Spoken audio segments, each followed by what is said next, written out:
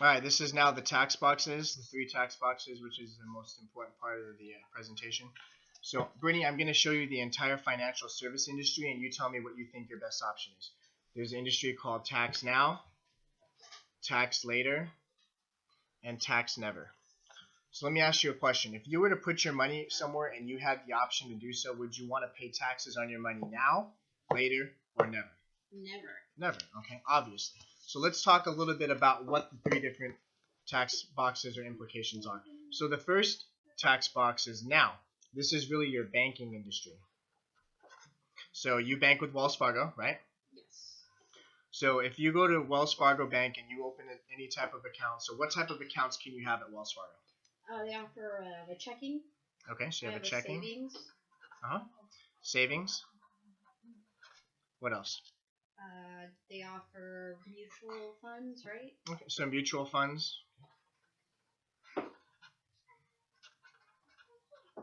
You have CDs, right? Mm-hmm. What CDs stand for? I don't know. Certificates of deposit. Oh. Well, we have a little joke. We call them certificates of depreciation because they don't earn any money. And then you also have something called a money market account. Money market account is basically just a glorified savings account. They give it a slightly higher interest rate, which is not that much. And they also charge you a lot of other fees for it. Okay. So let me ask you a question, Brittany. What is the main reason that somebody would like, that somebody likes or has these type of accounts? Well, that's what I know is offered. Okay.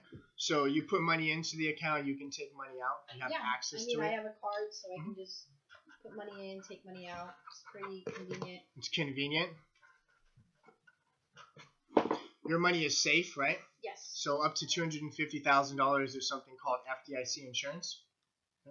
So Federal Deposit Insurance Corporation insures the banks against loss. Actually, this is a really fun fact, just so you know. Anytime you put $100 into the bank has about 10 cents to cover your $100 in assets. Did you know that? So 10 cents per dollar, or is it 10 cents? No. For So if you put $100 in, they have 10 cents worth of assets to cover your $100. Okay, so if I lost $100, they'd only give so me not 10 that cents. much money, right? So okay. Anytime you put money into an insurance company, you have $4 to $1, just so you know. Okay. So one of the reasons is it's safe. You have FDIC insurance up to $250,000. Anything happens to your to the bank, they go under. Whatever happens, your money's protected to a certain extent, right? Yes. Well, what's one of the things that these accounts really don't have or don't offer? Well, I'm definitely not making money. Okay, so there's really no room for growth in these type of accounts, right? Mm-hmm. So the last I called Wells Fargo Bank, the average going rate on a savings account was 0.08%. Do you remember the rule of 72 that we talked about? Yes. So at 0.08, it takes your money 1,440 years to double. Does that sound like a good deal? Terrible. That's horrible. Terrible deal, right? So you have some good things. And just to let you know, it's not that any of these products are good or bad, because we can do all of these different types of products. It's just understanding or knowing how the products work. Does that make sense?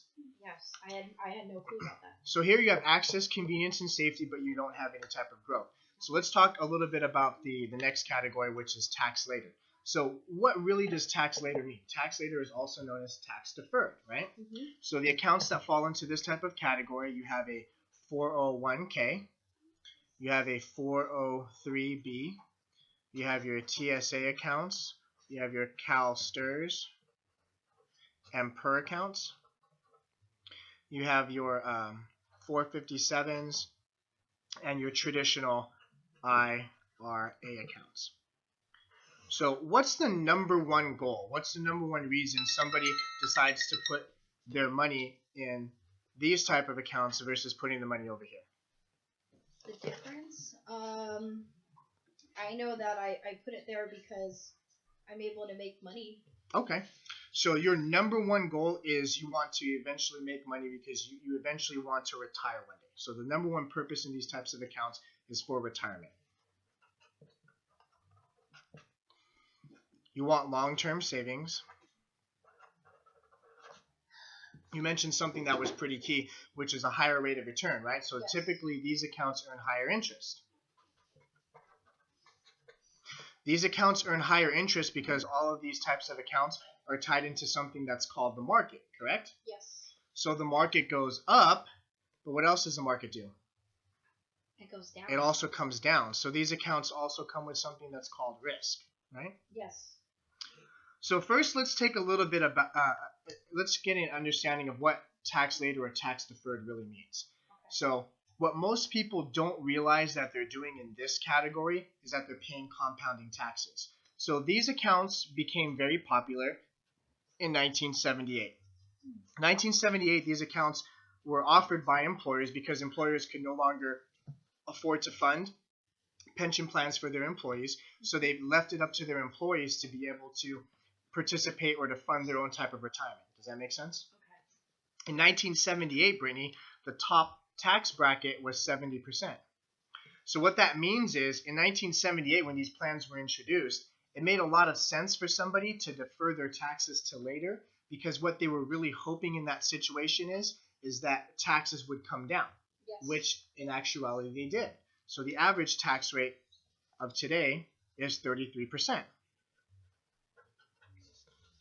But let me ask you another question, Brittany. Do you think taxes are going to be more or less in the future? More. Definitely going to be more. Understanding microeconomics, you have the baby boomer generation, people that are retiring. Our country is in a deficit, so that money is going to have to come from somewhere. It's definitely going to be taxes. So let's just say that taxes stay the same, though. So if you're a farmer and you come to me and I sell seeds, and these seeds are worth pennies, and I tell you, Brittany, it's okay, you purchase these seeds from me, but you don't pay taxes on these seeds that are worth pennies. Over the next 30 to 40 years of your life, you go out and you plant this harvest. Now I come back 30 to 40 years later, I knock on your door, me being I'm the IRS, and I ask you I want my taxes now. But now, Brittany, I don't want my taxes on seeds that are worth pennies. I want my taxes on a crop that's worth $1 million.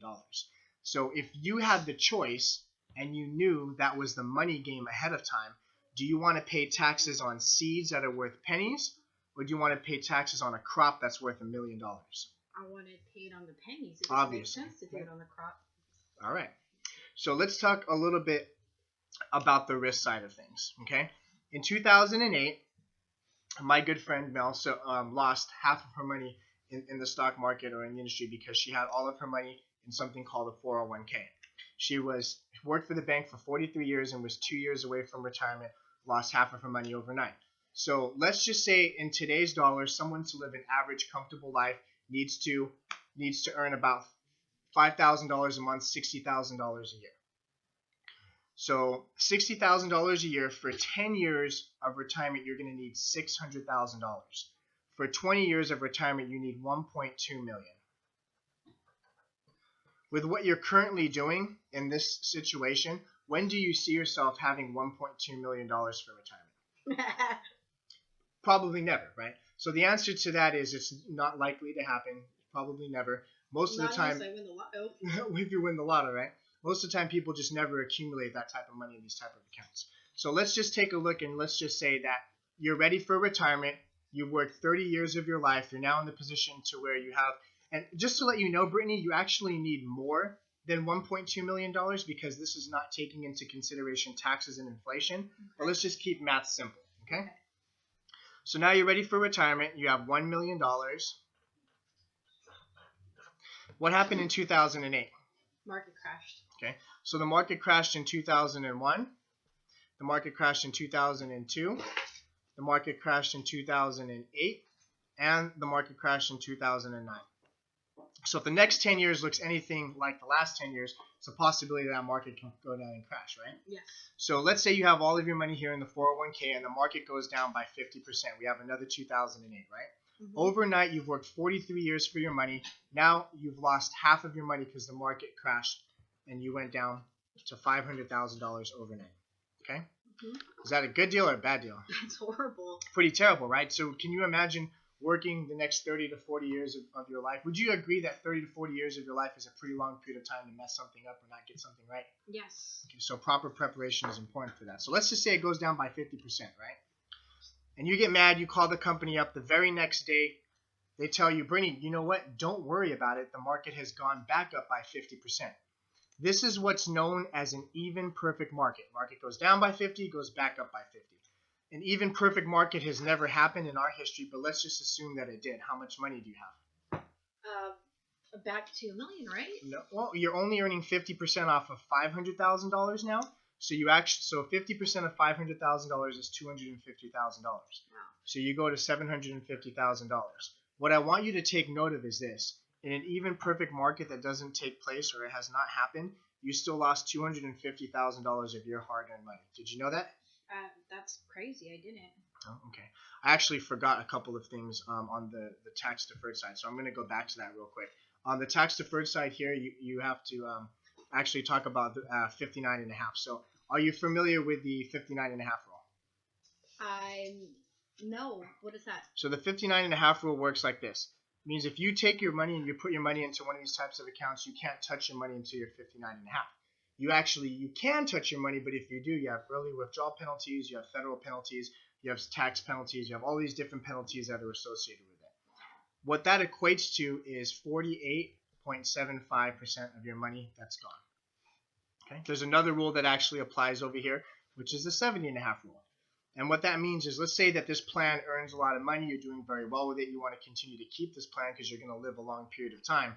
By 70.5, if you don't start taking your money out or pulling your money out, you get a letter from the IRS that's called required minimum distributions. What that means is you have to start taking out certain distributions out of the account. If you don't take your money out, it's okay. They just charge you 50% of your money. Make sense? Wow. And then from there, I'd actually transition over to the risk side. So sorry about that. So that's a little bit on the risk side. So let's just say that you didn't lose money. The 59.5 rule doesn't apply. The 70.5 rule doesn't apply. But now you're ready for your years of retirement. You finally reached the promised land. You have $1 million. If you continue to do exactly what you're doing, this is exactly how your retirement will look. So it's no longer 2014. Let me ask you a question, Britt. In 1978, how expensive do you think things were? Not as expensive as it is now. Yeah, definitely not. So you could buy the average cost of a home back then was $50,000. You could buy a brand new home. You could buy a brand new car for $3,000 and gas was 63 cents. Wow. Let's fast forward, 2014. How expensive are things? Pretty expensive, right? Yeah. So let's fast forward another 30, 40 years. How expensive do you think things will be at that period of time? Very expensive. So now you can no longer live off of $60,000 a year. Now you have to live off of $100,000 a year. Okay? You forgot to mention the price of how much things are now. Okay. You're totally messing me up. All right. So the cost of things today: house, $300,000 to $500,000; car, $20,000 to $30,000. So 30 years down the road, things are going to be more expensive. So you can no longer live off of $100,000, right? I mean, you can no longer live off $60,000. Now, each year during retirement, you have to pull out $100,000. Well, if taxes just stay at 33%, that means each year you pull out $100,000, you're going to give the IRS $33,000 to pay your taxes, which means that you get to keep $67,000, right? Wow. Over a 10-year period of time, Brittany, you end up pulling out $670,000, right? Mm-hmm. But you also do something that's very interesting as well. You write a check to the IRS for $333,000 of your hard-earned money. Did you know that? I didn't realize that. Okay. Well, the thing about it now is you're no longer 60 or 65. You're now 70 or 75 years old, and if you had $1 million, you no longer have $1 million. You're giving the IRS $333,000 of your money. Wow. Okay. So what is the next category? The next category that we have is the tax never category. So there's two products that fall, or a couple products that fall into this category. The first product is a Roth IRA. Have you heard of that before? I think I've heard of it. I think my HR person mentioned something about So a that. Roth IRA works kind of like this. The benefit to you is you don't pay taxes on your money during retirement, which is huge, right? Mm-hmm. Automatically, that's a 33% savings. If you put money into the Roth IRA, there's some certain rules that apply to it. The 59.5 rule still applies, so you can't touch your money until you're 59.5. But when you do touch your money during retirement, you pull it out completely tax-free. Okay. There's limitations as far as how much you can save. If you're single, you can only save $5,000 a year. If you're married, you can save $10,000 a year. If you are single and make more than $90,000 a year, you can't contribute, you don't qualify. If you're married and make over $150,000 as a couple, you can't contribute or you don't qualify for it. Make sense? Yeah. Okay. So the other product that falls, and I'm sorry, this account actually earns between 2 to 4%. So it's doing okay, but not that great, right? Okay. The last product that falls into this category is an IUL. Have you ever heard of an IUL? No. Okay. IUL stands for Index Universal Life. The reason I like this product, it's one of my personal favorite, is because if you were to take the best of every different category, this really encompasses all. So I like to call it the Swiss Army knife of the financial industry. So let me ask you a question, Brittany. If you could customize this product, would you like access to it? Yes. That's something that's important to you, right? Absolutely. You want it to be convenient? Would you like convenience? Yes. Okay. You want safety? You want your money to be safe? Absolutely. You definitely want long-term savings and retirement. That's a no-brainer. You want your money to work hard for you and earn high interest? Yes. Do you want risk? No. So no risk. Do you want the 59.5 rule and the 70.5 rule? No, I want to be able to touch my money. All right. Do you want to pay taxes now? No. Later? No. So you obviously want to pay taxes never. Yes. So let's take a look at how that actually works. But before I do that, I want to show you. Remember how I told you my friend Mel lost money in 2008 and she wasn't able to retire? So this is one of the things that was really eye-opening to me. And once I learned this, it was very shocking. So I'll use Pacific Life as an example.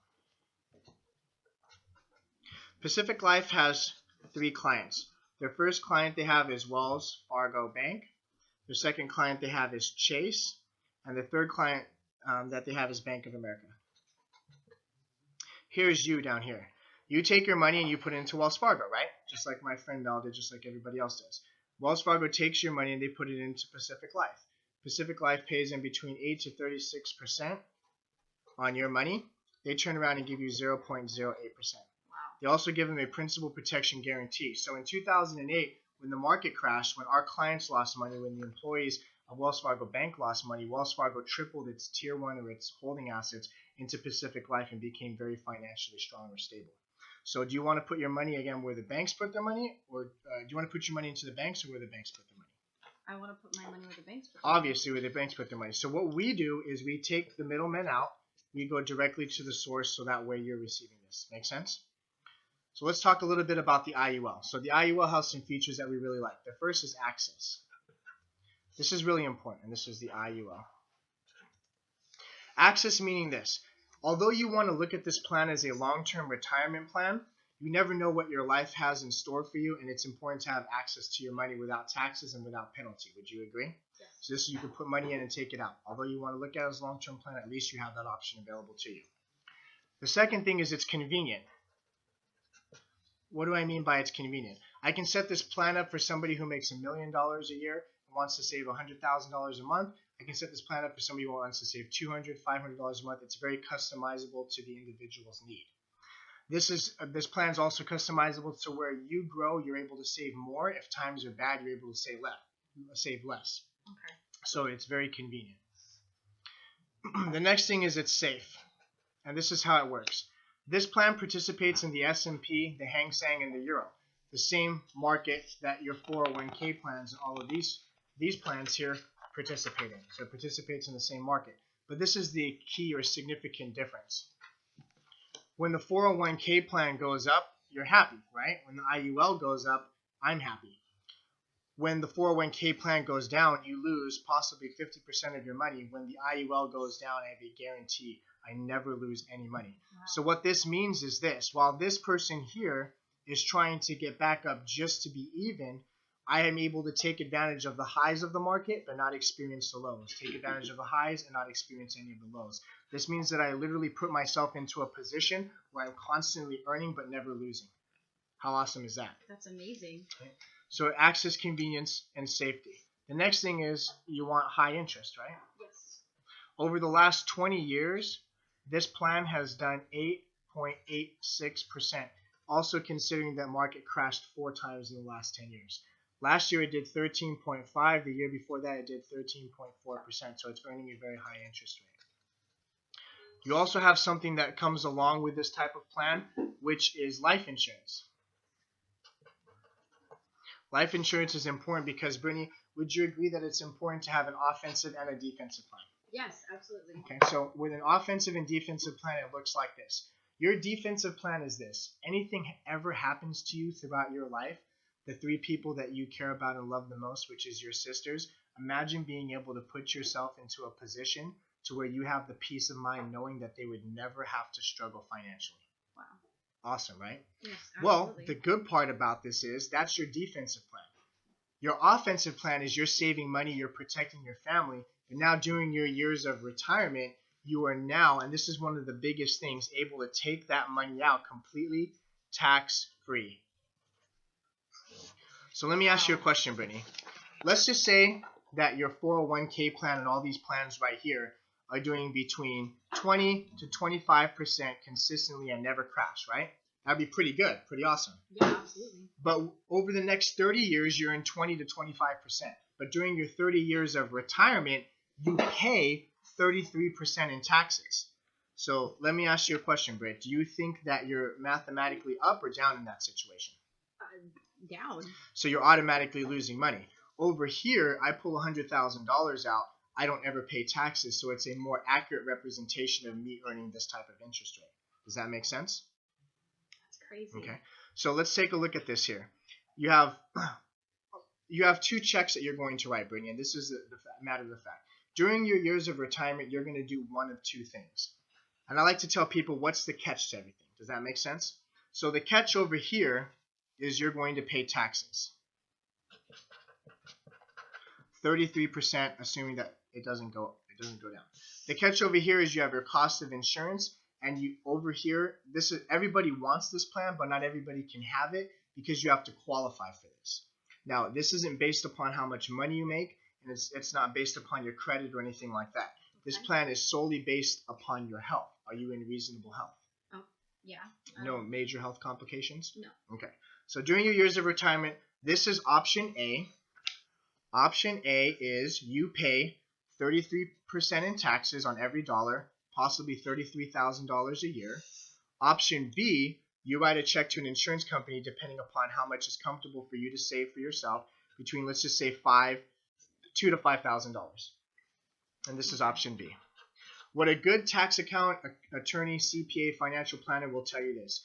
If the cost of insurance is less than the amount that you would pay in taxes, then it's a good deal. Does that make sense? Yeah. So let me ask you a question, Brittany. Which check do you want to write? Do you want to write the check to the IRS for $33,000 a year, which is option A? You never get that money back. It just goes towards paying taxes.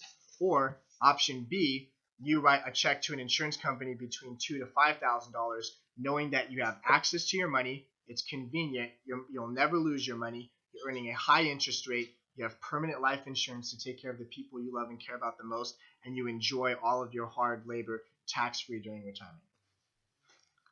No brainer, right? Okay. So let me ask you a question, Britt. On a monthly basis, let's just start with this. On a scale of 1 to 10, how important is having proper protection in place for the people that you care about and love the most? It's a 10. Okay, so that's a 10. On a scale of 1 to 10, how important is it for you to have a proper plan in place for retirement? It's a 10, okay. Especially now after seeing this. So knowing that the level of these two priorities are a 10, if you were to prioritize and discipline yourself to save money on a monthly basis, on a bad month, what's the most amount of money that you could put away? On a bad, let's say 100 a week. Okay, so that's 100 a week, so $400 on a bad month. That's a monthly basis, right? Mm-hmm. What's comfortable for you? Comfortable, putting away about $600. Okay, so $600. And on your best months, your bonusing, those type of stuff, what would you say? From $1,000 to $1,500. $1,000. So let's just keep it there. So between $400 to $1,000 is what you would be able to save on a monthly basis. Yes. Okay. So have you ever had a portfolio built for you before? No, I haven't. What I'm going to do is I'm going to take down some information, and we're going to put together a portfolio for you. At this point in time, I would pull the F&A out and start asking questions. Brittany, what's the proper spelling of your first and last name? BRITT. Boom, boom, we put that down and get the date of birth, fill in this information here. It's very self-explanatory. I've already got all of her goals and dreams here by asking her questions, so I can fill this part in later. If she's married or dependents, then we would fill in that information as well. The next thing is I'm going to literally just go through her expenses. One of the things I want to touch on here is that when you're asking them for their income, don't be afraid to ask them how much you make. Okay. And you have to ask them it very direct. And if you make it weird, that energy's weird, they think it's weird. People tell me how much they make all the time, and I don't even blink or think twice about it because I ask them very directly. Do you get paid monthly, bi-weekly? How do you get paid? I get paid weekly. You get paid weekly. Mm-hmm. On a weekly basis, after taxes, so taxes have already been taken out, what is your take-home weekly? About $1,000. So you take home $1,000 a week, so $4,000 a month after taxes. Mm-hmm. Perfect. And I asked them that question exactly like that because at this point in time, and I just continue to go through, you cover all of the expenses. I'm not going to break that down. It's very simple to do. This is an important part as well because this is now the psychology behind where they're at. So I'd ask Brittany. Brittany, you're here. Here we talked about the third tax box, but we also talked about taxable, tax deferred, and tax exempt. You're probably here and here. Our object is to move you to the tax exempt box. Does that make sense? Mm-hmm. So let's talk a little bit about that. Do you have mutual funds? No. No. So when they don't have mutual funds, you want to circle this and not really be like, oh, it's okay you don't have mutual funds. You want them to kind of be disturbed. So you put a big 0 and a line through it. Do you have any type of stocks? No. No. Put a 0 through it. Do you have a checking and savings account? Yes. Awesome. In your checking and savings account, after all the bills are paid on a checking account, how much do you have left over on a monthly basis? 200, 500, 1,000? What do you generally keep in there? In my checking, Yep. I keep about 3 to 5, depending. 3 to 500, 1,000? 3 to 5,000. 3 to 5,000. In your savings account, what do you keep in there? 1,500 or 15,000. 15,000. Awesome. Do you have a 401k? I think I do. Okay. How much do you have in your 401k? I don't know. Okay. So you want to get that dollar figure as soon as you have it. Let me know so that way I can put together your plan for you. And then we go through the rest of the things here. I have them grab it actually. Or actually, you can actually go and have them grab it as well, or if they have the number, if not, you can get it from them later. Either way. So go. Then you're gonna mark zeros for anything they have if they do or they don't have it. The next thing is you're gonna ask them. It's really important. How much do you need on a monthly basis in today's dollars for you to be able to retire? I'm gonna have to say around 5,000. So $5,000 in today's dollars. Yeah. Awesome. And if I could take away your biggest financial headache, what would that be? My sister's. Okay. No. All right. No. I'd have to say my debt. So, Brittany, this is my homework. My homework is this. I'm going to spend hours of my time putting together a specific plan for you that meets your needs. Does that make sense? Mm-hmm. What your homework is this.